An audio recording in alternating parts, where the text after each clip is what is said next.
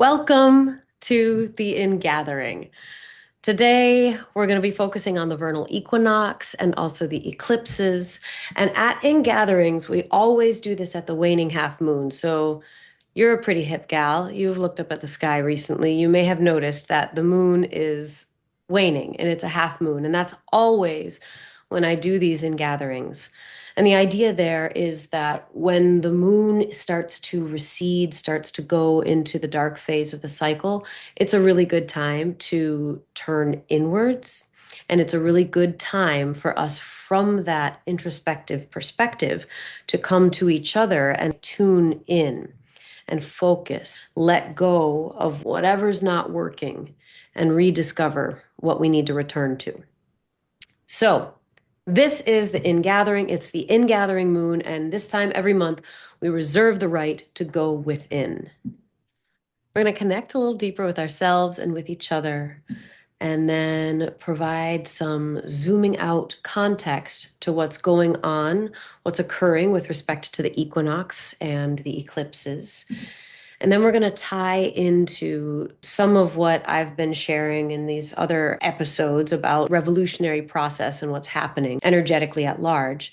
And then the most important part of these ingatherings, we're going to practice resonance. We're going to actively tune into the truth within ourselves and in each other and feel into what sharing that energetic accordance and magnification of it feels like in practice. So to get started, let's just take a little tune in break. So, whatever that feels like for you, get your feet flat on the floor if you like, connecting in with your body, and just feel your breath for a moment. Drop your energy down, focusing your awareness down your spine to your heart center. Feeling that expansion in your spine with every inhale, and relax in every exhale. Relaxing the face and the shoulders. Let the energy flow down towards the pelvis. Relax the hips and the thighs. And just rest your energy into the earth. And breathe with the earth. Feeling that rhythm of your breath and the gentle rhythm deep in the earth.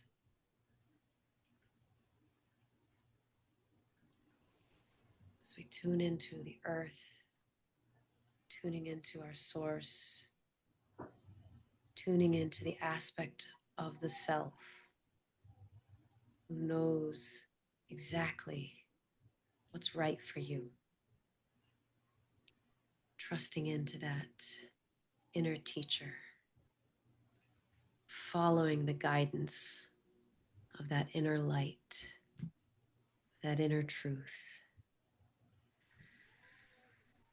We both came from stardust to be exactly here, exactly together. Breathe in the magic that brought us exactly to this place. And feel that love, that welcome of just being exactly you, exactly where you are, in exactly the right place, exactly the right time. Thank you for honoring the call, and welcome to the revolution. Now, as you're coming back into this space, we're gonna be shifting into some intellectual work here. We're gonna be thinking pretty hard, maybe even doing a bit of math, certainly doing some physics. So it's good to be centered and grounded for all of that. Because right now it's springtime. We're just past the vernal equinox. It was just a few days ago, which means that now the days are longer than the nights.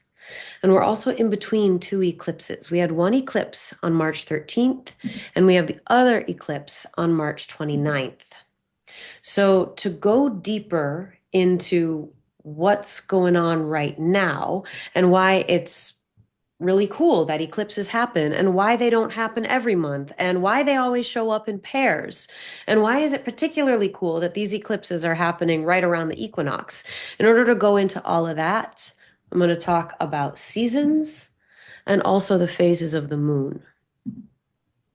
So the reason why we have seasons is because the Earth's axis is tilted relative to the ecliptic plane. Here in the northern hemisphere, when the sun is higher and further north, we have summertime. And when the sun is further to the south, it's further away from us because we're up in the northern hemisphere, so we get winter. On the equinoxes, that's right here, there's a perfect seasonal split, and the day length is equal to the night length. So these two planes that are intersecting right at the equinox point, this is the celestial equator. So that's just the Earth's equator projected out into the cosmos. That indicates the Earth's axis because it's at a right angle to the Earth's axis. So the Earth's axis is tilted a little bit relative to the ecliptic. Let's talk a little bit more about what exactly the ecliptic is. So that's the plane of the solar system. It's like the track that all the planets are moving on. If you have a ball at the end of a string, I'm just looking around just in case I have a ball at the end of a string on my desk. I don't. But if you had a ball at the end of a string and you spin it, it would make like a plane, a disk, and that's the ecliptic plane. And from our perspective on Earth, that's where the sun rises and sets. All of the planets rise and set. You can kind of find that line. If you can spot the planets in the sky, they're always moving along the track of the ecliptic plane. So the backdrop that all of this rising and setting is happening in front of includes a specific set of constellations known as the zodiac. So these zodiac signs can be used as orientation points so that we know where we are on the whole orbital plane. So when we see images like these, and the ecliptic is labeled, we know that that's the narrow band in the sky with the zodiac constellations, which are in the background. They're not like right there on the sun's orbit. They're not on Saturn's orbit or the moon's orbit. Those stars are so far back there that it forms a nice background from our perspective here on Earth, a geocentric perspective. That's what's in the background when we're seeing the sun and the other planets. So the ecliptic plane, we know that there's the zodiac constellations on the background of that, and that is the line that the sun rises and sets. That's the line upon which the solar system spins. Now, let's talk moon phases. Eclipses show up in pairs because they only happen during the full moon and the new moon, which occur a half a month apart from each other. The time that passes between identical moon phases, so like new moon to new moon, is a synodic month. So that's one spin around the wheel. That's a synodic month. We go through all phases of the moon in a synodic month. And what is happening with a synodic month? Why does the moon change its appearance? Well, all of the light that comes to the moon is light that's reflected from the sun. In this slide, I added the sun down here, just seen by this radiant glow from below. So on a full moon, all of this solar light is shining onto the surface of the moon. And so from Earth, it looks fully illuminated. And when the moon is over in the same side of the sky as the sun's light it's still hitting the moon, but it's hitting the back of the moon. It's not hitting the face of the moon that we see. So from our perspective, the moon looks dark.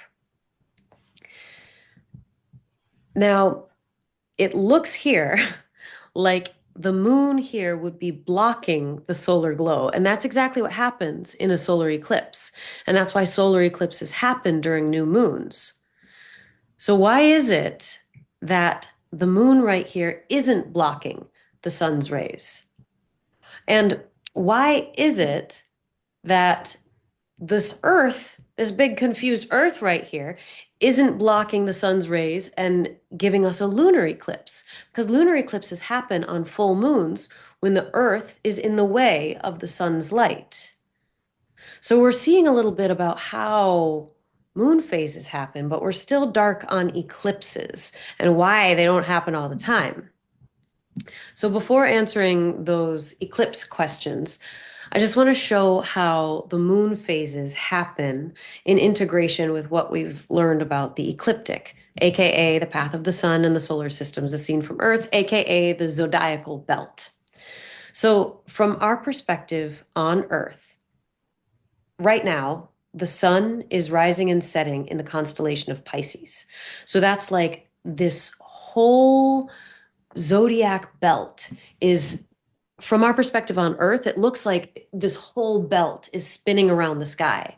And when Pisces comes up, that's when the sun rises. When Pisces goes down in the west, that's when the sun sets. So that's where the sun is right now.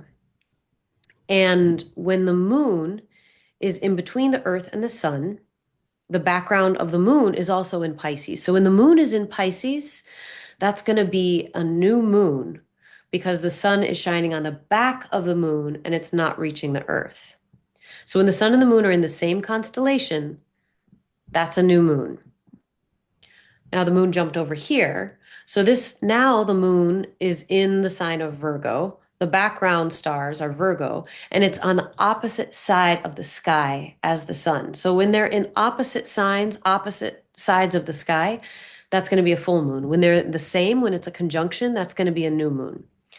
So we're really getting clarity on the synodic cycle. We're really seeing how the phases of the moon happen. But what's the deal with eclipses? Why don't we have a lunar eclipse every time it's a full moon? Why don't we have a solar eclipse every time it's a new moon? So the answer to why we don't have eclipses every single month is in fractals. So nature expresses very, very often in fractals. That's where something that's exhibited at a certain level of scale is present at other levels of scale as well. Like a whole tree resembles a large branch, which resembles a smaller branch, which resembles a twig. It's like a twig. It has little branches. It's like a little mini tree. So there's self-similarity at multiple levels of scale. Now the sun gets 2 equinoxes per year. It gets the vernal equinox when it's going up in its summer journey, and it gets the autumnal equinox when it crosses the celestial equator going down on its winter journey. The sun crosses twice per year. The moon gets 2 equinoxes per month. And it's only when those equinoxes are happening at the same time as a full moon or a new moon that we get eclipses. So these equinox points for the lunar cycle here, this is called the north node. It's called the north node when the moon is coming up, kind of like lunar summertime. And then it's the south node when the moon crosses. This is the sun's path here. So this all the way around here, this is the sun's path, aka the ecliptic. This is the ecliptic. This is the zodiacal belt. So the moon crosses the ecliptic going north for its lunar summer, and it crosses the ecliptic going south for its lunar winter. And it does that every month. The sun has a vernal equinox in the spring and an autumnal equinox in the fall. So those are 2 equinoxes, one going up, one going down per year. The moon has 2 equinoxes, 2 lunar equinoxes every month, and that's called a draconic month. And it's not the same thing as a synodic month. So it's not always going to be the case that when the moon is crossing the ecliptic, it's a full or a new moon. It's not always the case. But when it is, we have an alignment there in terms of the synodic month, which we were seeing before, like where let me just go back here. Yeah. So it's like when the moon is right here, we have we have that's a new moon, and when the moon is crossing its node right there too, then that's going to be right in line with the sun, so the moon's shadow is going to cross the sun. So that's when an eclipse happens. That's a solar eclipse. And when the moon is over here and it's also on its node on the draconic cycle, then the earth's shadow is going to block the sun's light from reaching the moon. So that's a lunar eclipse. So that's the blood moon that we just had on March 13th. The moon was in Virgo, opposite the sun in Pisces. That's a lunar eclipse.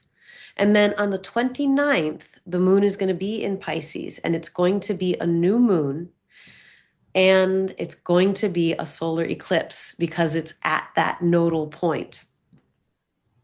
Any questions on that? Like on a eclipse, if you look at like a chart, is the moon going to be conjunct like the north node then? If there's like, if that's how the alignment works, like if the moon is passing where you said like the north node would be, Mm-hmm. is that something that's observable in a chart in whatever Yeah. way? Yeah. Okay. Yeah, for sure. Like you can draw up a chart for March 29th. If you want to look at like March 29th in particular, that's going to be the day of the solar eclipse. The moon is in Pisces and the north node is in Pisces and the sun is in Pisces. So just by looking at that, you can tell that it's a solar eclipse. You know that it's a new moon because the sun and the moon are conjunct. You know it's a new moon. And when the node is there as well, then that means that it's going to be an eclipse. When it's a full Oh, moon and the node is there. So cool. I know, right? I know. It's so cool. And the lunar nodes aren't always in Pisces and Virgo. Okay.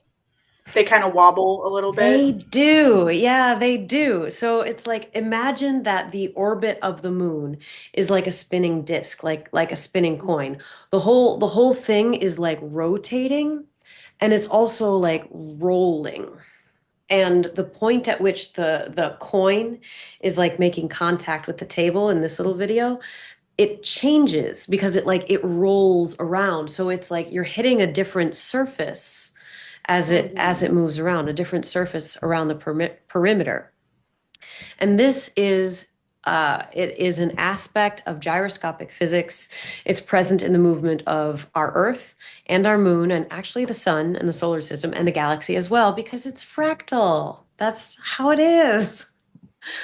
So that means that the point at which the moon crosses the ecliptic moves along these zodiac constellations in the background as the disk of the moon's orbit rotates.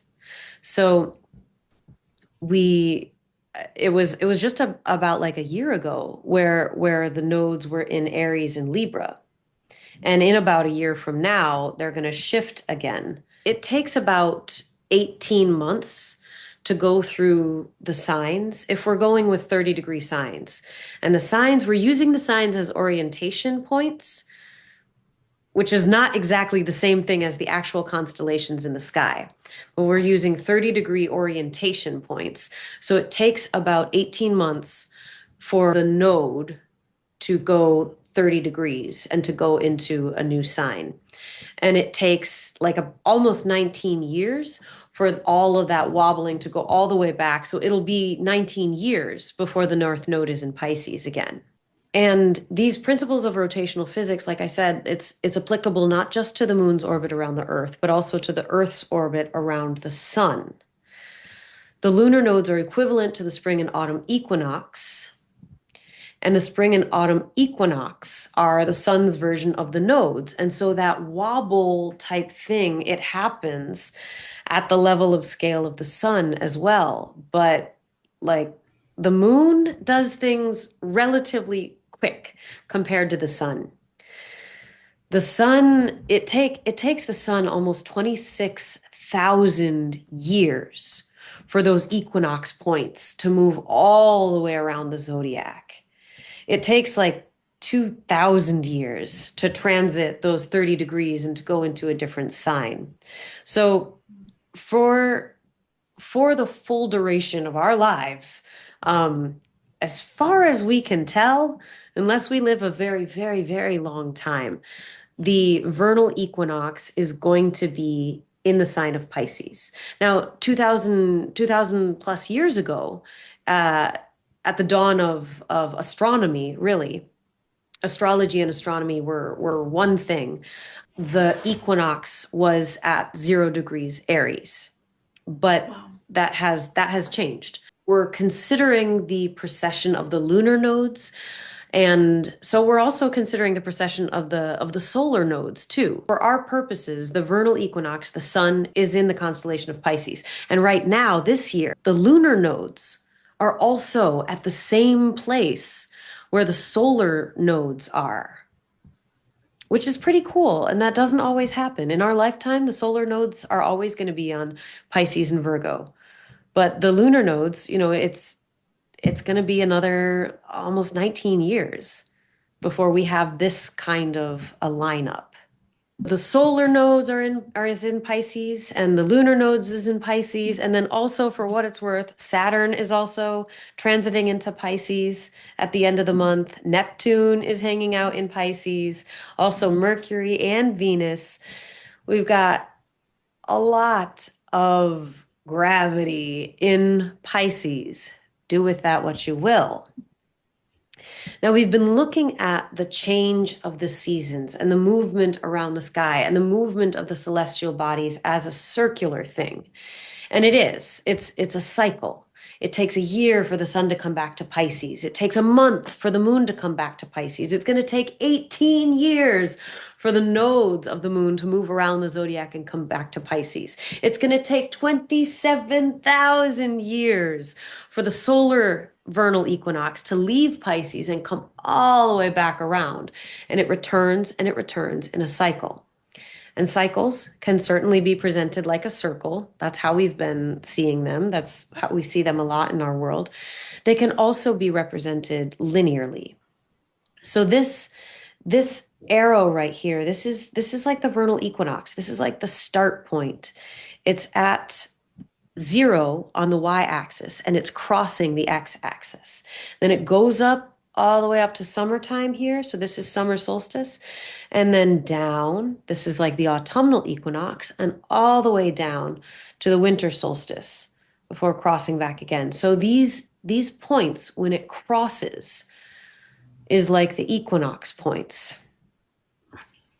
It's the vernal equinox, autumnal equinox, vernal equinox, again and again. So you can see how it's like that same cyclical pattern can be expressed linearly. And we're not going to get into calculating tangents and the rate of change across a sine curve, not today. But it is true that the rate of change, or the slope, is most intense at these equinox points when it crosses the x-axis at those nodal points. Not only is it a time of change between wintertime and summertime, it's literally a time of rapid change. This is mathematically, literally a time of rapid change.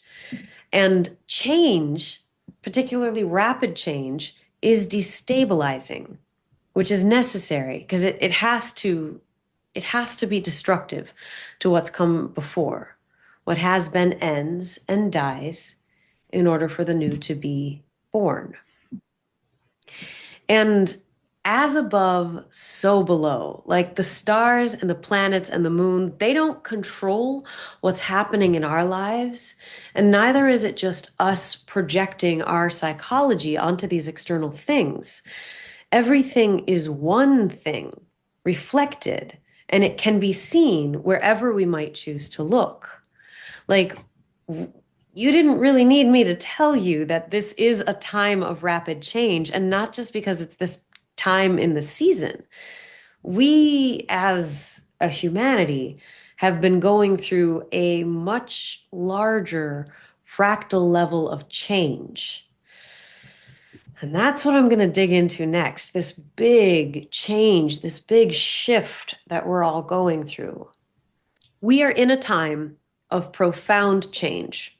And when we're thinking about change, we know that nature expresses in fractals and nature expresses in cycles.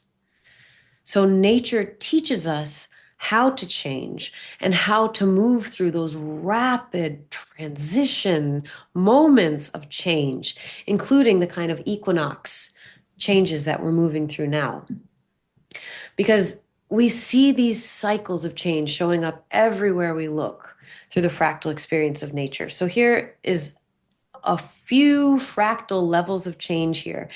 From the winter, new moon, menstrual phase of the cycle, it expands into the springtime, waxing moon, follicular phase of the cycle, expands to fullness at summertime, the full moon, ovulation phase of the cycle, and then it starts to turn again into the autumn, waning moon, luteal phase of the cycle. This is the phase of the month that we are always meeting in for these ingatherings.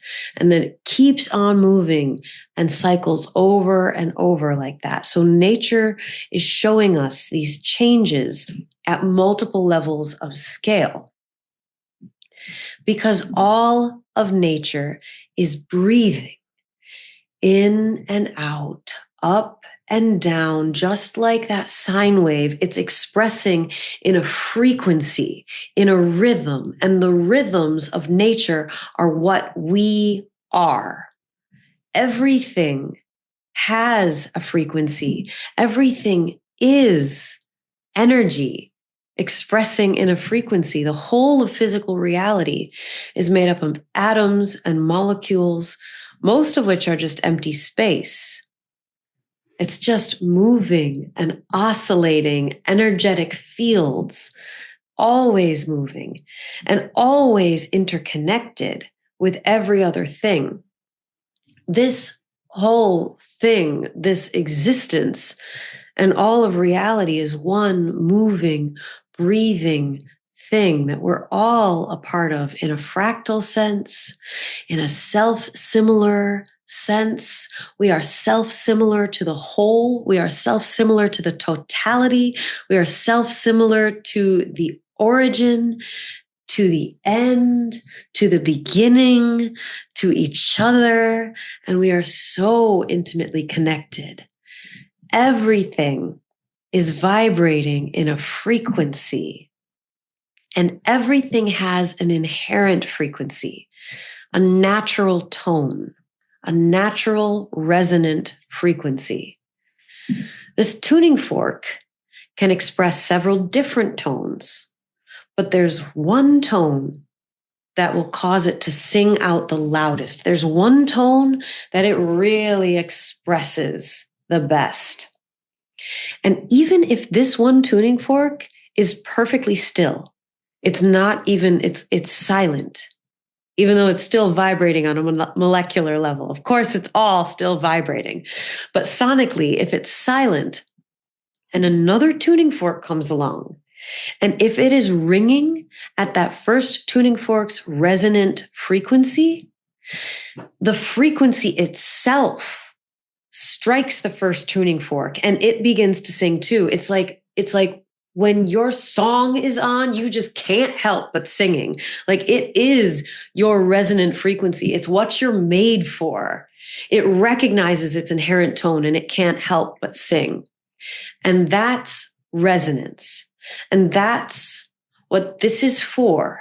That's what these ingatherings are for. Because we are all in this together. We are all one thing. We are all frequency. And I know your inherent tone. I know your truth because it's the same as mine, because we are one. Everything is energy in vibration, in oscillation. And when we tune into that fact, and when we tune into our own inherent truth and listen to it in each other, it supports the whole. We're like radio receivers, and we have been tuning into frequencies that deny our oneness, that actively propagate dissonance. But that's not our only option. We don't have to be playing that tone. We can tune into a new radio station. Like we've become very, very well practiced in the masquerade of denial. We're used to it. It seems like it's normal, it's habitual, like it's endorsed by authorities. It's like it's repeated throughout history. These kinds of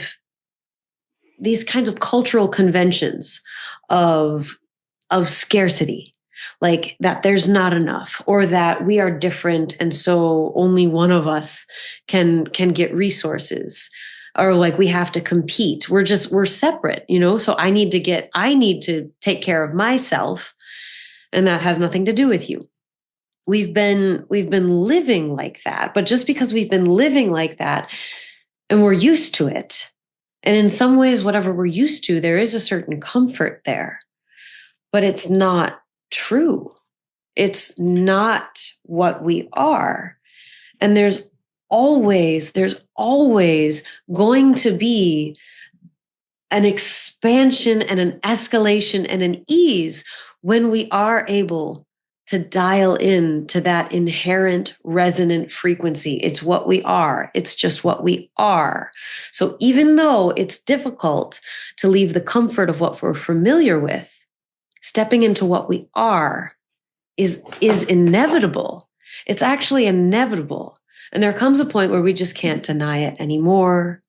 And that is what I call the revolution.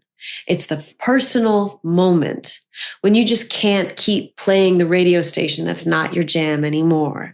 It was never your jam. It was never for you. It was never of you. It's challenging to change radio stations because we're used to just hearing the same old songs. But at this point in humanity's history, the availability of the resonant tone is getting louder. It's getting stronger, and more of us are tuning into it.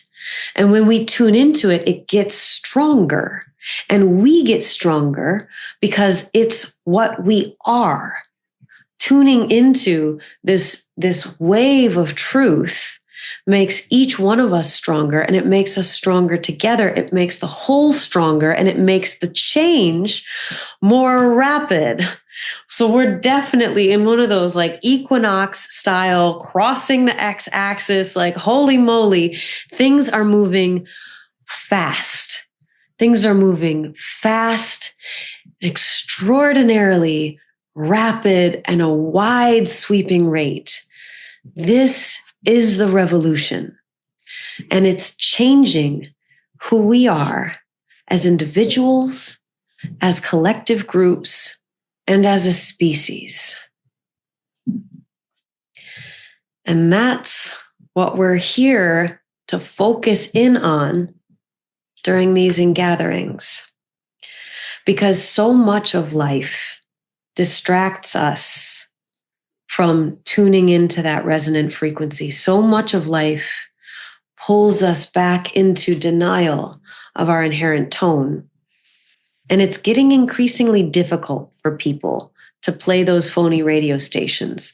Life will try to get you back. There's those old radio stations, they have an investment in continuing to be played, and we perpetuate them when we engage with them. So gathering together like this and intentionally focusing our vibration into that inherent frequency and supporting it in each other through the practice of resonance makes us each stronger. It makes the change stronger, and it supports each other as we're moving through this sometimes uncomfortable, but certainly miraculous change.